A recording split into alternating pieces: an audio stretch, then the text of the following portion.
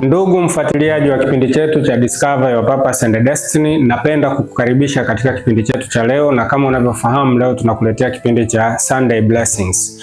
Nianze kwa kusema kwamba watu wengi duniani wamekuwa katika mbio za kuitafuta furaha. Wengi wamefikiri kwamba ukiwa na pesa nyingi utapata furaha, ukiwa na mamlaka ama cheo utakuwa na furaha, ama ukiwa na mali nyingi utakuwa na furaha.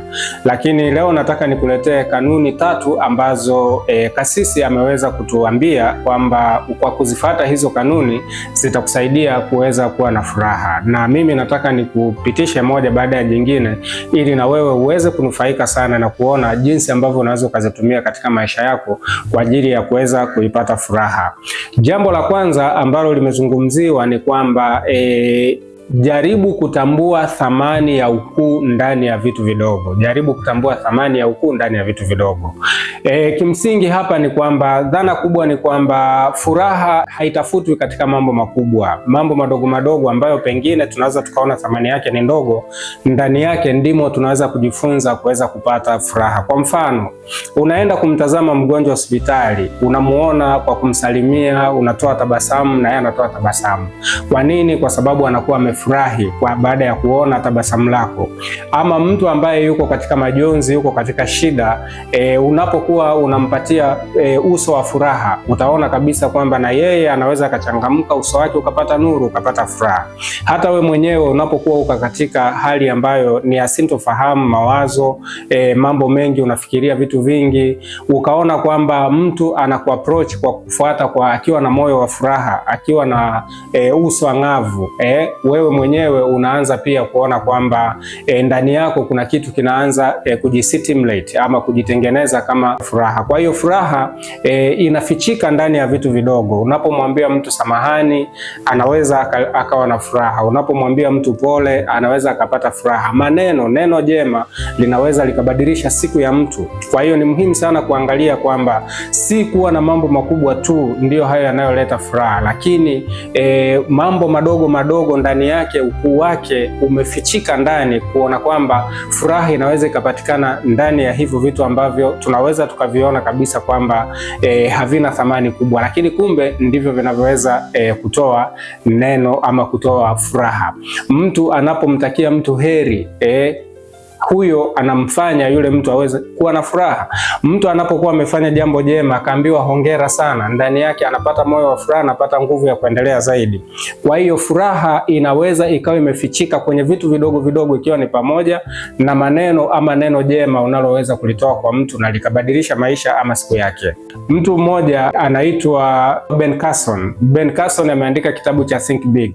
Ben Carson alikuwa ni mtoto ambaye hafanyi vizuri darasani, lakini mama yake alibadilisha maisha yake baada tu ya yule mtoto kumwekea utaratibu mzuri wa kufuatilia maisha yake ya shule. Lakini sio hivyo tu, siku ambayo mwalimu wake alizungumza darasani kwa kusema kwamba wewe kijana ni mzuri, very bright, umejibu vizuri sana, tangu siku hiyo Ben Carson ambaye alikuwa anakuwa wa mwisho darasani, maisha yake yalibadilika na akaanza kuwa kushika nafasi nzuri. Mpaka tunavyozungumza Ben Carson ni mtu maarufu sana Marekani. Aliwahi kuomba hata nafasi ya kuwa mkuu wa nchi, lakini pia alikuwa ni mtu ambaye aliwahi kufanya surgery ama kufanya upasuaji ulioweza kutenganisha vichwa vya watoto waliokuwa wameshikana, kitu ambacho kilikuwa ni kigumu sana, lakini amekuwa ni daktari bingwa na mahiri. Kwa nini?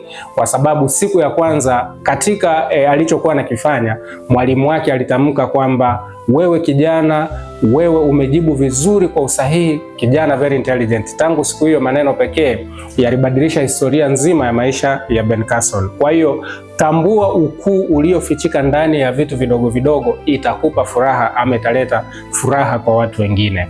Jambo la pili ambalo kasisi ameweza kuligusia ni kwamba kuwa mkweli na kusema ukweli unaleta furaha. Mara nyingi watu huwa tunafikiri kwamba unapokuwa unasema uongo unaweza ukakusababishia kupata ahueni fulani, lakini kimsingi uongo huleta matatizo, huleta msongo wa mawazo na kusababishia madhara ya muda mrefu. Kwa nini? Kwa sababu ndani yako unakuwa na kitu kinachoita kujijutia ya juu ya kile ulichowahi kukidanganya. Kwa mfano, mwanafunzi mdogo anapokuwa shuleni akafanya kosa kwa mwalimu wake, mwalimu anapompatia adhabu, yule mtoto ataondoka pale kwa furaha na akijua kwamba sasa yamekwisha, anaanza maisha yake upya, badala ya yeye kukaa kwa kusema uongo alafu akafanikiwa kwa wakati ule, lakini muda mwingi atakaa akiwa anafikiria juu ya ule uongo aliyowahi kusema. Kwa hiyo uongo una madhara ya muda mrefu, lakini unapokuwa mkweli unakuwa unaishi kwa amani, na hiyo amani inakuletea furaha. Hata mfanyakazi anapokuwa katika ofisi yake akajaribu kuzungumza ukweli kwa wafanyakazi wenzake ama kwa viongozi wake, mambo yale yanamletea amani, lakini vile mambo hayo yanaweza yakaijenga taasisi. Kwa hiyo kimsingi tunaposema kwamba ukweli huleta furaha, ni kwamba ukweli unakuacha bila sintofahamu katika moyo wako na katika kifua chako, na hivyo unakusababisha wewe uweze kuishi kwa amani bila kuanza kufikiria uongo uliowahi kusema.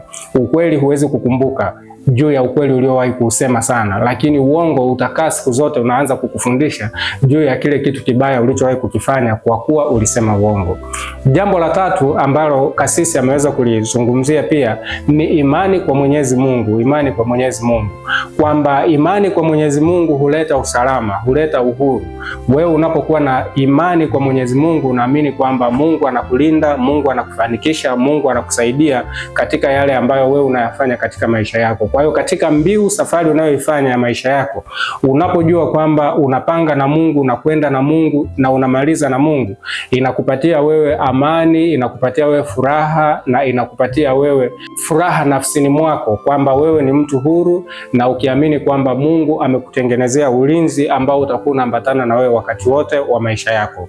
Kwa hiyo hayo ni mambo makuu matatu ambayo yaliweza kugusiwa, lakini jambo lingine la 4 ambalo nitaliweka kama bonus talk ambayo imetolewa ni kwamba mabadiliko pia huleta furaha. Mtu anapokuwa ameiacha njia yake awali na kwenda katika njia yake nyingine ambayo ni njia njema, mambo hayo yanamletea furaha, na watu hao huwa wanaweza kuwa na kubadilisha mambo mengi katika kipindi ambacho wapo, kwa kuwa anafahamu kwamba kwa muda mrefu alikuwa anaishi katika njia ambayo sio sahihi. Sasa anaanza safari katika njia yake mpya.